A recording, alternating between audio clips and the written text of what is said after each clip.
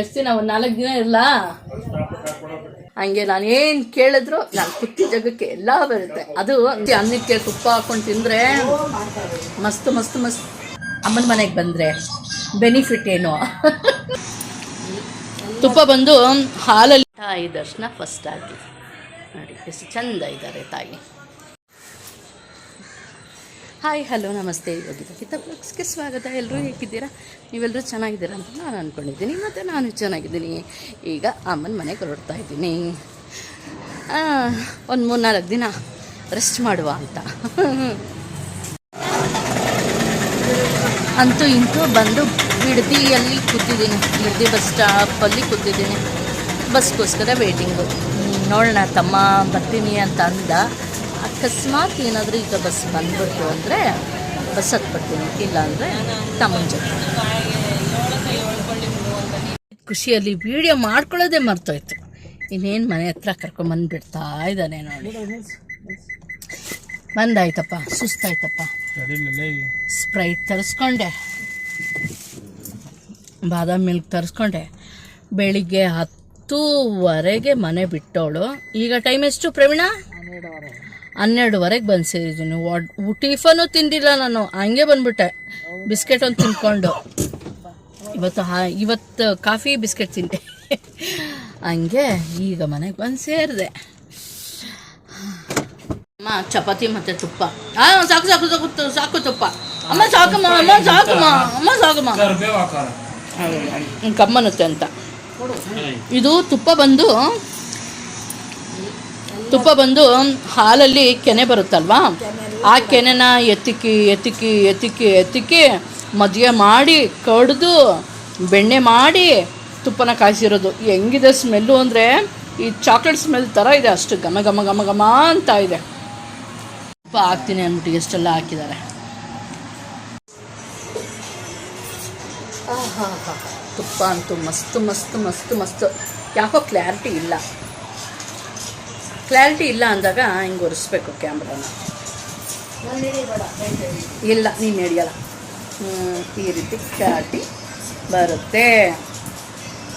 ಇನ್ನೊಂಚೂರು ಬಂದಿಲ್ಲ ಅಲ್ಲ.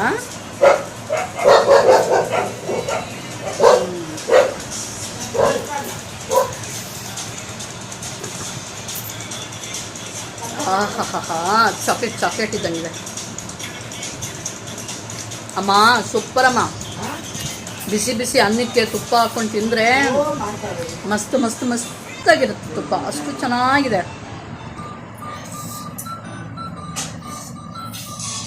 ಆಮೇಲೆ ಇದು ಅಮ್ಮನ ಮನೆಗೆ ಬಂದರೆ ಬೆನಿಫಿಟ್ ಏನು ತಮಾಷೆಗೆ ಅಂತ.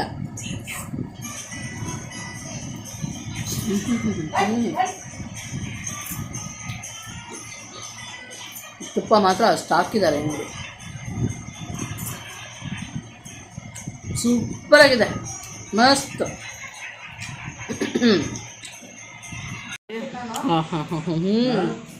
ಮಸ್ತಾಗಿದೆ. ಚಪಾತಿ ತಿಂದು ಇರಮ್ಮ ಸ್ವಲ್ಪ ಹೊತ್ತು, ಇದೊಂದು ಎಂಡ್ ಮಾಡಿಬಿಡ್ತೀನಿ.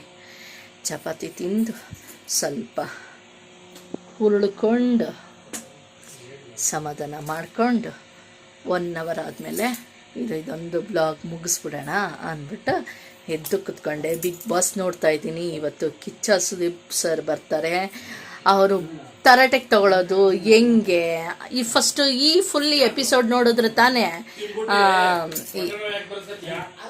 ಯಾ ಯಾ ಹಂಗೆ ಎಲ್ಲ ಬರ್ತೀನಿ. ಆಮೇಲೆ ರಮ್ಮ ತಿಂದಿದ್ದೀನಲ್ಲ 3 ಚಪಾತಿ. ಹಂಗೆ ಎಲ್ಲ ಎಪಿಸೋಡ್ ನೋಡಿದ್ರೆ ಸುದೀಪ್ ಸರ್ ಮಾತಾಡೋದು ಅವಾಗ ಅರ್ಥ ಆಗುತ್ತೆ, ಏನಕ್ಕೆ ಬೈತಾ ಇದ್ದಾರೆ, ಯಾಕೆ ಬೈತಾ ಇದ್ದಾರೆ ಅಂತೆಲ್ಲ ಅರ್ಥ ಆಗುತ್ತೆ. ಅದಕ್ಕೆ ಬಿಗ್ ಬಾಸ್ ನೋಡ್ತಾ ಇದ್ದೀನಿ ನೋಡಿ, ಬಿಗ್ ಬಾಸ್ ನೋಡ್ತಾ ಇದ್ದೀನಿ.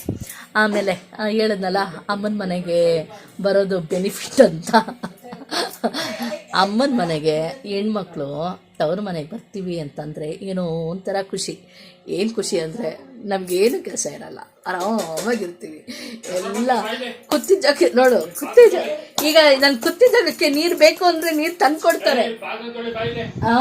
ತೊಳಿ ಪಾತ್ರೆ ತೊಳಿ ಬಾ ಅಂತ ಕರಿತಾ ಇದ್ದಾನೆ ನನ್ನ ತಮ್ಮ. ಪ್ರವೀಣ ನೀರು ಕೊಟ್ಟು ನೋಡು, ನಾನು ಸ್ಪ್ರೈಟ್ ತಂದ್ಕೊಡು ಅಂದಿದ್ದಕ್ಕೆ ಸ್ಪ್ರೈಟ್ ತಂದ್ಕೊಟ್ಟ, ಬಾದಾಮ್ ಹಾಲು ತಂದ್ಕೊಟ್ಟ. ನಾನು ಏನು ಕೇಳ್ತೀನ, ಇವಾಗ ಬಿರಿಯಾನಿ ಬೇಕಾ, ಏಯ್ ಸಾಯಂಕಾಲ ಬಿರಿಯಾನಿ ತಂದ್ಕೊಡು ಅಂದರೆ ಅವ್ನು ಬಿರಿಯಾನಿ ತಂದ್ಕೊಡ್ತಾನೆ.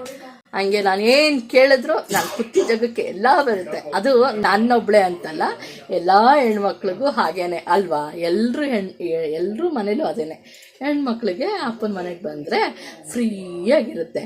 ಆಮೇಲೆ ಅಪ್ಪನ ಮನೆಗೆ, ನಮ್ಮ ಮನೆಗೆ ಅಪ್ಪ ಅಮ್ಮ ಬಂದ್ರೂ ಅಲ್ಲೂ ಹೆಲ್ಪು ಹೆಂಗಿರುತ್ತೋ ಅವ್ರ ಕೈಲೇ ಕೆಲಸ ಮಾಡಿಸೋದು, ಅಲ್ಲೂ ಕುತ್ಕೋತೀವಿ ಹಂಗಂತ ಹೇಳ್ತಾ ಒಟ್ಟಿನಲ್ಲಿ ರೆಸ್ಟೆನ್ಸು ಸಿಗುತ್ತಲ್ಲ, ಖುಷಿ ಆಗುತ್ತೆ. ಓಕೆ, ಹಂಗಂತ ಹೇಳ್ತಾ ಅದೇ 4 ದಿನ ಅಮ್ಮ. ಎಷ್ಟು ದಿನಮ್ಮ ಇರಲಿ? 4 ದಿನ 5 ದಿನ ಎಷ್ಟು ದಿನ ಇರಲಿ?